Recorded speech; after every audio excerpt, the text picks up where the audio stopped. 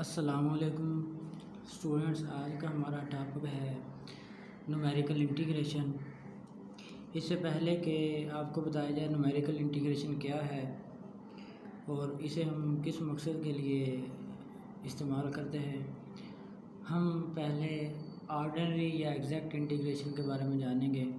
ये चीज़ें जो कि आप पहले भी पढ़ चुके हैं, इसलिए मैं सरसरी तौर पर इनका सिर्फ इंट्रोडक्शन दूंगा।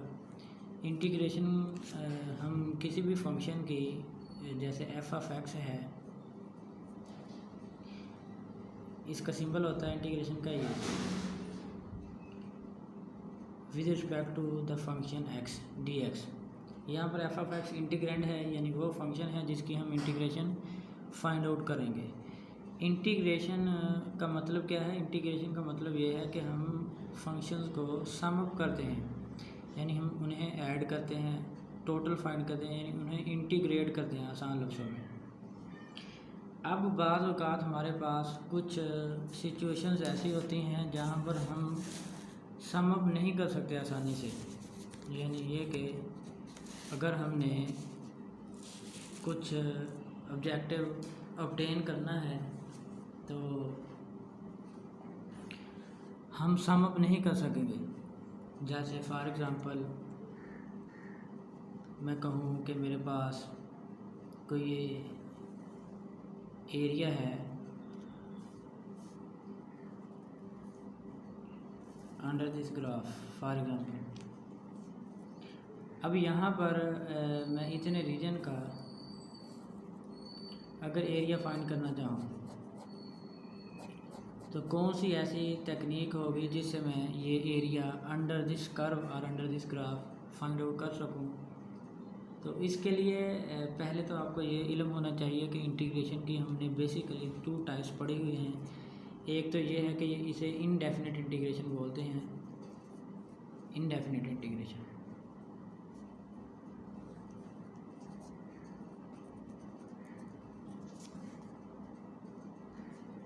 इनडेफिनिट इंटीग्रेशन ये वो इंटीग्रेशन है कि इसमें हम इंटीग्रेट तो कर पाएंगे, यानी सम फाइंड कर लेंगे, लेकिन यहाँ पर कुछ ना कुछ हमारे पास अननोन होगा, यानी ये आंसर हमारे पास स्पेसिफिक नहीं आएगा। क्यों? क्योंकि जब हम इसकी इंटीग्रेशन फाइंड करते हैं, फॉर एग्जांपल वो आती है इसकी इंटीग्रेशन φ(x), इसमें हम कुछ ना कुछ ऐड करते हैं जिसे c कहते हैं, कोई कांस्टेंट होता है। अब अगर इस c को फाइंड आउट करना हो, यानी ये कि हम इसकी एग्जैक्ट बिल्कुल डेफिनेट इंटीग्रेशन फाइंड करना चाहें, तो हम क्या करेंगे, इसी इंटीग्रेशन को हम लिख लेंगे f(x) dx where limits are from a to b। ये लोअर लिमिट है और ये अपर लिमिट है। जब इन लिमिट्स को हम अप्लाई करते हैं तो हमारे पास आंसर एग्जैक्ट आता है, इंडेफिनेट आता है। तो हम क्या करते हैं, फॉर एग्जांपल इसकी अगर इंटीग्रेशन हो φ(x), f(x) की इंटीग्रेशन हो φ(x), अब इसमें लिमिट्स कैसे पुट करनी है, ये लोअर लिमिट a है और अपर लिमिट b है, तो हम करते हैं कि पहले अपर लिमिट पुट कर लेते हैं φ(b) इस वेरिएबल की जगह, माइनस फिर लोअर लिमिट φ(a). यहाँ से हमारे पास कोई नंबर आएगा और वो नंबर डेफिनेट होगा। इसका मतलब ये हुआ कि हमारे पास ये इंटीग्रेशन क्या हुई, इसे हम कहते हैं डेफिनेट इंटीग्रेशन।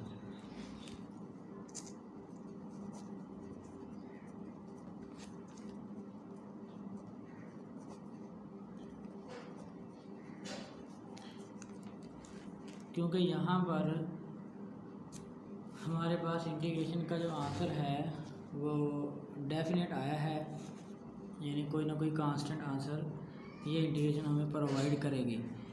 अब area under the graph find out करने के लिए, ये ग्राफ चूँकि हमारे पास कोई फ़िलहाल मैथमेटिकल फिगर नहीं है, जैसा कि हमने फिगर्स पढ़ी हुई हैं इस तरह के फिगर, ये फॉर एग्जाम्पल रेक्टेंगल है, इसी तरह हमने स्केल पढ़ी हुई है, ट्राइंगल फिगर पढ़ी है, ये डेफिनेट क्लोज फिगर हैं, इनके हम एरिया ऑलरेडी फाइंड करना जानते हैं। मगर इस तरह का एरिया अगर हो, इस तरह का कोई रीजन हो, तो उसका एरिया कैसे फाइंड आउट करेंगे। यहाँ पर एक बात यह है कि हम इसे कुछ स्पेसिफिक मेथड्स तो बहुत सारे हैं, यहाँ पर हम इसे कोई स्पेसिफिक फिगर बना लेंगे, यानी कोई मैथमेटिकल फिगर ख़ास हो बाकी यहाँ पर इस तरह का तो हम एरिया फाइंड आउट कर सकेंगे। इसे फॉर एग्जांपल आप अगर चाहें तो रेक्टेंगल बना लें। अब ये जो नीचे वाला है इसका एरिया रेक्टेंगल से फाइंड आउट कर लें, रेक्टेंगल वाले मेथड से, जैसे रेक्टेंगल का एरिया होता है।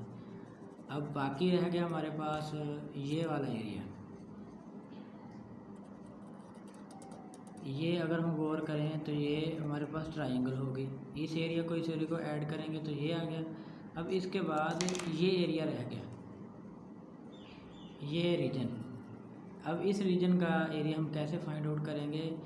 इस रीजन का एरिया डेफिनेटली हम लिमिट से फाइंड आउट करेंगे, यानी हम लिमिट देंगे फ्राम ए टू बी यहाँ से, और फंक्शन होगा एफ ऑफ ए से एफ ऑफ बी एट्सेट्रा। इस तरह हम इस सारे एरिया को टोटल करके हमारे पास ये इंटीग्रेट हो जाएगी, यानी टोटल सम आ जाएगा इसके एरिया का। अब इसी तरह अगर इस बात को कंटिन्यू रखें तो हमने ये डेफिनेट इंटीग्रेशन को सॉल्व करना सीखा हुआ है। फॉर एग्जांपल मैं कहूँ अगर इंटीग्रेशन है फंक्शन साइन ऑफ एक्स की और लिमिट है माइनस पाई से पाई की। हमें पता है कि साइन एक्स की इंटीग्रेशन होती है माइनस काज एक्स। लिमिट्स हम पुट करेंगे फ्राम माइनस पाई टू पाई, तो ये हमारे पास आंसर क्या आएगा इसका? ये बनेगा माइनस इंटू, इस एक्स की जगह पहले अपर लिमिट पुट करेंगे फिर लोअर लिमिट, ये बनेगा cos pi minus cos of minus pi. तो इसे सॉल्व करेंगे तो ये हमारे पास आंसर होगा 0। अब ये डेफिनेट इंटीग्रेशन आ गई। इसका मतलब ये है कि इस तरह का रीजन जिसे हम साइन फंक्शन में शो कर सकें, कोई रीजन जो फंक्शन हो साइन ऑफ एक्स का या उसे इस फंक्शन में कन्वर्ट कर सकें, लोअर लिमिट हो माइनस पाई और अपर लिमिट हो पाई, तो उसका एरिया क्या आएगा? 0 आएगा। अब ये जो न्यूमेरिकल इंटीग्रेशन है ये हमारे पास आंसर देगी अप्रोक्सीमेट, जबकि ये जो हमने डेफिनेट इंटीग्रेशन वगैरह पढ़ी हुई हैं ये हमें एग्जैक्ट आंसर देते हैं, यानी ऑर्डिनरी या एग्जैक्ट। जबकि न्यूमेरिकल इंटीग्रेशन उन मकासद के लिए इस्तेमाल होती है जैसे इस तरह के रीजन के नीचे एरिया को फाइंड आउट करने के लिए, जो कि एग्जैक्ट नहीं बल्कि अप्रोक्सीमेट है। इस वजह से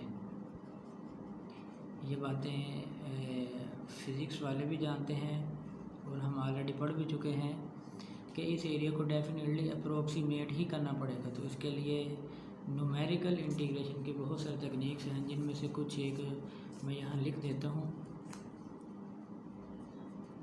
जैसे ट्रेपेजॉइडल रूल है,